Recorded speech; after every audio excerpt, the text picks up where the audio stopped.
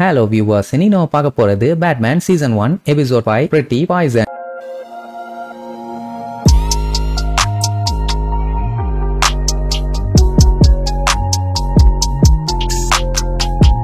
Open பண்ணா district அட்டார்னியான Harvey டென்ட்டும் Bruce வெயினும் ஒன்னா சேர்ந்து ஜெயிலு ஒண்ணு கட்டுறதுக்காக ஒரு இடம் ஒண்ணு சூஸ் பண்ணிருக்காங்க. அந்த இடத்துல ஒரு ஸ்டேஜை போட்டு அனௌன்ஸ் பண்ணிட்டு இருப்பாங்க. அப்போ தூரத்துல இருந்து ஒரு பொண்ணு இதெல்லாத்தையுமே பார்த்துட்டு அங்க இருந்து கிளம்புவா. அவ கையில பாத்தீங்கன்னா தொட்டில ஒரு ரோஸ் ஒண்ணு எடுத்துட்டு போவா. ஹார்வி டென்ட்டும் ப்ரூஸ் வெயினும் ஒன்னா சேர்ந்து இந்த இடத்துல சிறைச்சாலை கட்டுறதுக்காக வேலையை ஸ்டார்ட் பண்ணி விட்டு போறாங்க. இந்த மேட்டர் நியூஸ்ல வரும். அதான் அந்த ரோஸ் எடுத்துட்டு போன பொண்ணு கட் பண்ணி எடுத்து வச்சுக்குவா. அப்புறம் என்ன ஜெயில் கட்டுறதுக்கான வேலையை ஸ்டார்ட் பண்ணிட்டாங்க. 5 வருஷம் கழிச்சு பாத்தீங்கன்னா அந்த இடத்துல ஒரு சூப்பரான ஜெயில் ஒண்ணு ரெடி ஆயிருச்சு. இதுல இன்னொரு காமெடி என்னன்னா 5 வருஷம் கழிச்சு அந்த ஜெயில இருந்து ஒரு ஜெயில் கைதி ஹெலிகாப்டர்ல தப்பிச்சு போறான். இந்த மேட்டர் கார்டனுக்கு தெரிஞ்ச உடனே போலீஸ் எல்லாத்தையும் கூப்பிட்டுக்கிட்டு அடிச்சு புடிச்சு அங்க இருந்து கிளம்புறாரு. மெயினா ஹெலிகாப்டர்லாம் எடுத்துக்கிட்டு அந்த திருட்டு பையன் இதுக்கப்புறம் நம்ம ஃப்ரீ, நம்மள யாரும் தடுக்கவே முடியாது அப்படின்ட்டு ஜாலியா போயிட்டு இருக்கும் போது கரெக்டா பேட்மேன் அந்த ஹெலிகாப்டர் கொக்கிய போட்டு லாக் பண்ணிடுவான். பைலட் கிட்ட என்ன பஞ்சாயத்துன்னு கேட்டா, அட ஒண்ணு இல்லடா முடியலாத மூதேவி, நம்ம என்ன சொகுசு காலியா போயிட்டு இருக்கோம், ஹெலிகாப்டர்ல போயிட்டு இருக்கோம், முன்ன பின்ன அப்படி இப்படி இருக்குதான் செய்யும், மூடிட்டு அவன் பெருசா கண்டுக்க மாட்டான். அதே நேரம் ரோஸ் கஃபேன்னு ஒரு ரெஸ்டாரண்ட் ஒண்ணு காட்டுறாங்க. அங்க ஹார்வி டென்ட்டும் பமேலா ஐஸ்லேவும் ஒரு சின்ன மீட்டப்க்கு வந்திருப்பாங்க. ஆல்சோ நம்ம ப்ரூஸ் வெயினும் தான் வர வேண்டியது. ஆனா இன்னும் வரல,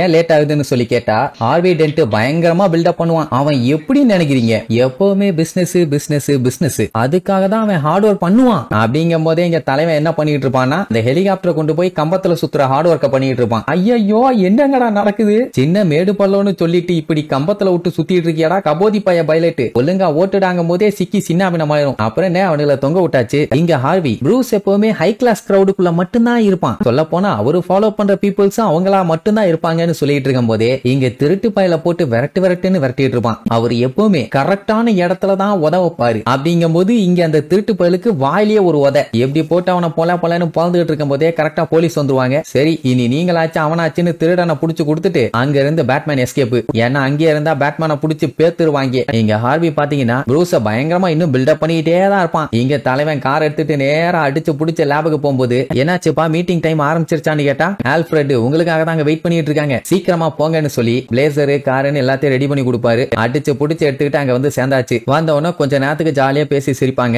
அதுக்கப்புறம் அந்த பமலாங்கிறவன் எனக்கு நாளைக்கு மீட்டிங் இருக்குது, அதனால நான் சீக்கிரமா போகணும் பை பைன்னு சொல்லிட்டு அவனுக்கு முத்தம் கொடுத்துட்டு அங்க இருந்து கிளம்பிடுவான். ஆர்வி பேசாம அவளை கல்யாணம் பண்ணிக்கலாம்னு முடிவு பண்ணிட்டான். இந்த மேட்டர் ப்ரூஸ் கிட்ட சொன்ன உடனே என்னடா ஏன் அப்படி அவசரப்படுற, அதெல்லாம் பெரிய ப்ராசஸ் சும்மா இல்ல அப்படிங்கிற மாதிரி பேசிட்டு இருக்கும் போதே ஆர்விக்கு பாத்தீங்கன்னா பயங்கரமா வேர்க்குது, ஒரு மாதிரி நசன்னு இருக்குது. அது மட்டும் இல்லாம விஷன் எல்லாம் ஒழுங்கா தெரியல. ஆக்சுவலா இவங்க இருக்க இடத்துல ஃபுல் ஏசி, எப்படி எல்லாம் வேர்க்க வாய்ப்பே இல்ல. ப்ரூஸ் அதெல்லாம் கண்டுக்காம கேஷுவலா பேசிட்டு இருக்கும் போதே மயக்கம் போட்டு பொத்துன்னு விழுந்துருவான். உடனே அடிச்சு புடிச்சு ஆம்புலன்ஸ்ல ஏத்தி கௌதம் ஹாஸ்பிட்டலுக்கு கூட்டு போவாங்க. டாக்டர்ஸ் எல்லாம் அப்படி பதறாங்க, ஏன்னா பல்ஸ் கொஞ்சம் கொஞ்சமா குறைஞ்சுகிட்டே வருது, சீக்கிரமா ட்ரீட்மெண்ட் பார்க்கலன்னா பஞ்சாயத்துன்னு சொல்லி ICUக்கு தூக்கிட்டு போவாங்க. இந்த மேட்டர் கார்டனுக்கு போன உடனே அவரும் அடிச்சு புடிச்சு வந்து பாப்பாரு. அதுக்கப்புறம் பல்ஸ் எல்லாம் நார்மலாக்கியாச்சு. ஆனா மனுஷன் அன்கான்சியஸா இருக்காரு. டாக்டர் எல்லாத்தையும் செக் பண்ணி பார்த்துட்டு வெளியில வரும்போது என்னாச்சு ஏதாச்சுன்னு விசாரிப்பாங்க. அதாவது ஏதாச்சும் ஹார்ட் அட்டாக்கா இல்ல லோ பிபி ஏதாச்சான்னு. அப்பதான் டாக்டர் ஒரு பெரிய குண்டை தூக்கி போடுவாரு, அவருக்கு பாய்சன் வச்சிருக்காங்கன்னு. விடுவாரா கார்டனு உள்ளாக கிட்ட உடனே அந்த ரெஸ்டாரண்ட்ல இருக்கவங்க அத்தனை பேர்த்தையும் புடி, எவ்வளவு தைரியம் இருந்தா ஹார்வி டென்ட்டுக்கே பாய்சன் வைப்பாங்க அப்படின்ட்டு அந்த ஹோட்டல்ல இருக்க ஆளுங்க எல்லாத்தையும் அரெஸ்ட் பண்ண சொல்லிடுவாரு. அதுக்கப்புறம் ஹார்வியோட சேஃப்டிக்காக ஒரு போலீஸையுமே ஹாஸ்பிட்டல்ல செக்யூரிட்டிக்கு போட்டுருவாரு. இங்க டாக்டர் ஃபாரஸ்ட்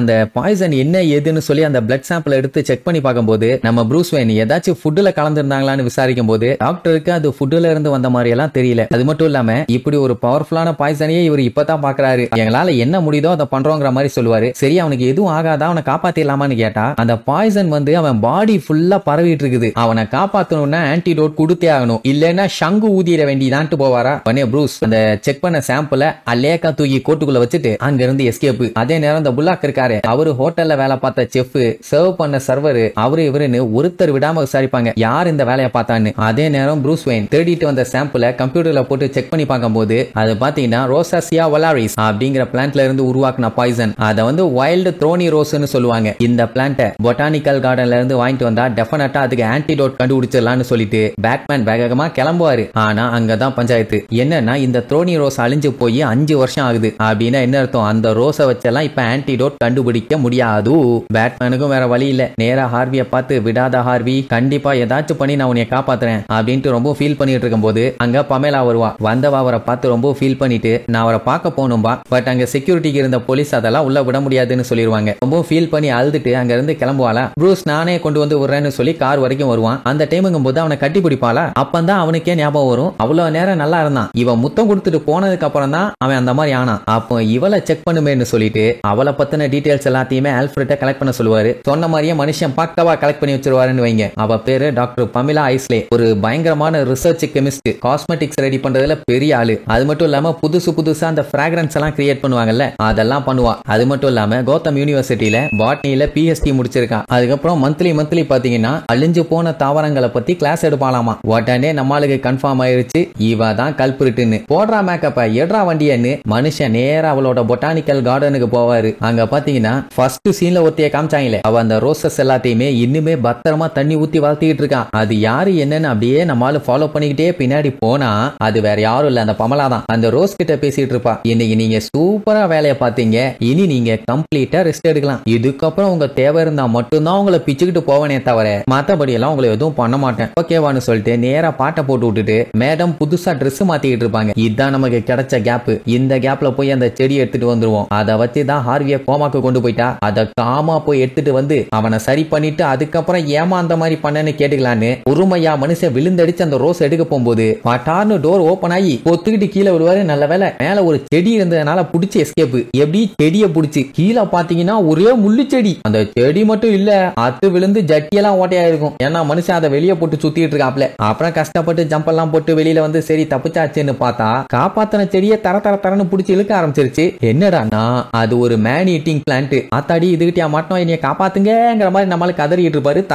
தரன்னு எழுதிட்டு போகும். இவ பரவாயில்லையே என்னோட செல்லக்குட்டி எதையோ புடிச்சு இழுத்து விளையாடிட்டு இருக்குது போல, விளையாடட்டும்னு ட்ரெஸ் மாத்திக்கிட்டு இருப்பா. இங்க அது தரன்னு எழுத்து சாப்பிட போகும். மனுஷன் மண்டத்தைய போராடிட்டு இருக்கும்போது திடீர்னு எல்லா லைட்டும் ஆன் ஆகும். தெரியாம வந்துடலான்னு பார்த்து இப்படி தொக்க மாட்டிட்டாரு. அப்பதான் ட்ரெஸ் மாத்திட்டு இருந்தவ புது கெட்டப்ல வருவா. அதுவும் வில்லி கெட்டப்ல. என்ன பேட்மேன் இந்த டைம்ல உங்களுக்கு இங்க என்ன வேலை, கொஞ்சம் விலாவாரியா சொல்லுங்க. உடனே ஹார்வி டென்ட் காண்டி வந்தேன். ஓ அந்த டென்ட் விழுந்தவனா, ஐயோ பாவம், நானும் அவரு நல்லா நிறைய நாள் வாழணும்னு தான் ஆசைப்பட்டேன், ஆனா அவரு சாக போறாருன்னு சொல்லி விழுந்து சிரிக்க ஆரம்பிச்சிருவா. ஏன்பா ஏன் உனக்குள்ள இப்படி ஒரு வெறி சொரின்னு கேட்டா அப்புறம் தான் அந்த பாய்சன் ஐவிங்கிறவ மேட்டர் சொல்லுவா. அதாவது இப்ப வில்லி கெட்டப்புக்கு மாறிட்டால, அதனால அவளோட பேரு பாய்சன் ஐவி. அட வேற ஒண்ணும் இல்ல, 5 வருஷத்துக்கு முன்னாடி இவளோட பிளான்ஸ் இருந்த அந்த இடத்தை தான் கம்ப்ளீட்டா ரிமூவ் பண்ணிட்டு அங்க ஜெயில் கட்டுறதுக்காக ஹார்வி டென்ட்டும் ப்ரூஸ் வெயினும் ஒன்னா சேர்ந்து வேலையை பார்த்திருக்கானுங்க. அதனால அந்த ரோஸ் இனமே அழிஞ்சு போச்சு. அதுலதான் ஒரு செட்டை காப்பாத்தி தூக்கிட்டு வந்திருப்பா. அதைத்தான் முதல் சீன்ல காட்டியிருப்பாங்க. சோ இவங்க ரெண்டு வத்தையுமே கொல்லணும்னு அன்னைக்கே முடிவு பண்ணிட்டான்.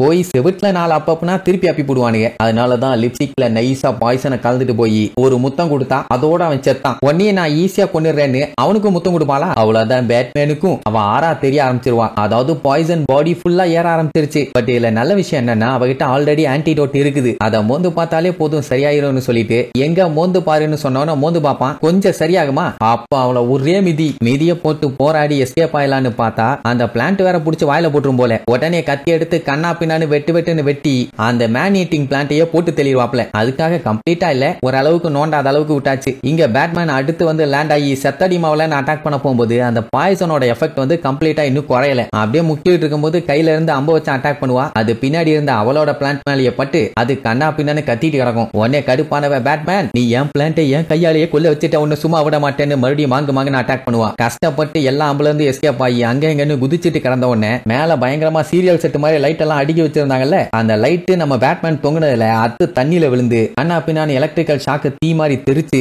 அந்த மொத்த இடமுமே குபுன்னு எரிய ஆரம்பிச்சிடும். யோசிச்சு பாருங்க, பொட்டானிக்கல் கார்டன் வச்சிருக்கவங்களுக்கு அவங்களோட பிளான்ஸ் எல்லாம் கண்ணு முன்னாடி எரிஞ்சா எப்படி வலிக்கும். அவளுக்கு கஷ்டமா தான் இருக்கும். உடனே என்ன பண்ணுவா, அந்த ரோசஸ போய் காப்பாத்துவா. ஏன்னா அதுதான் ரொம்ப ரேர் ஸ்பீசிஸ். பட் அவளால தப்பிச்சு ஓட முடியல. எல்லா இடமும் நெருப்பு. மேல இருந்து பில்டிங் எல்லாம் உடஞ்சவ மேல வில்ல வரும். ஆனா நல்ல வேலை பேட்மேன் போய் காப்பாத்திடுவாப்ல. ஏன்னா அவருக்கு தான் யாரையுமே கொல்ல பிடிக்காது. என்ன காப்பாத்த ட்ரை பண்ணிட்டு மனுஷன் குழியில விழுற மாதிரி தொங்கிட்டு இருப்பாப்ல. அட இந்த குழியில இருந்து ஒரு உந்தி மேல வர முடியாதான்னு நீங்க கேட்கறது எனக்கு புரியுது. அந்த பாய்சனோட எஃபெக்ட் இருக்கிறதுனால அப்படியே கேரா இருக்குது. இந்த அளவுக்கு தொங்கிட்டு இருக்கதே பெரிய விஷயம். வந்தவ உயிரை காப்பாத்தினவன்னு காப்பாத்துவான்னு பார்த்தா இதோட உனக்கு சங்கடான்னு சொல்லி மறுபடியும் அம்ப வச்சு அட்டாக் பண்ண வருவாளா. நம்ம பேட்மேன் உசாரு, அவளோட ரோசஸ கையில வச்சிருப்பான். என்ன ஏதாச்சும் பண்ணினா இதுவும் கீழே விழுந்து எரிஞ்சு போயிரும். என்ன ஓகேவான்னு கேட்டவனே சரி என்ன பண்ணுன்னு கேட்பான். அந்த ஆன்டிடோட்டை குடுனவனே அவளும் அதை கொடுத்துட்டு வாங்கிக்குவான்னு வைங்களேன். அப்புறம் என்ன அந்த இடத்தை உடச்சுக்கிட்டு ஒரு வழியா வெளியில வந்து சேர்ந்துருவாங்க. சோ இப்ப அவளையும் காப்பாத்தியாச்சு, அவளோட பிளான்ட்டையும் காப்பாத்தியாச்சு, ஆன்டிடோட்டை வச்சு பேட்மேனோட உயிரை காப்பாத்தியாச்சு. ஹார்வியோட உயிரை காப்பாத்தணுமே. அப்புறம் என்ன, நேரா ஹாஸ்பிட்டலுக்கு போய் அவனோட உயிரையும் காப்பாத்தியாச்சு.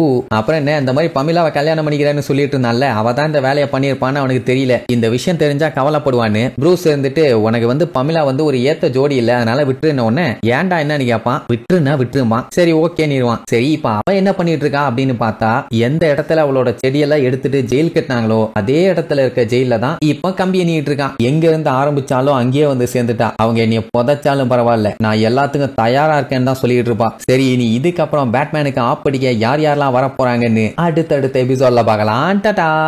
Never give up!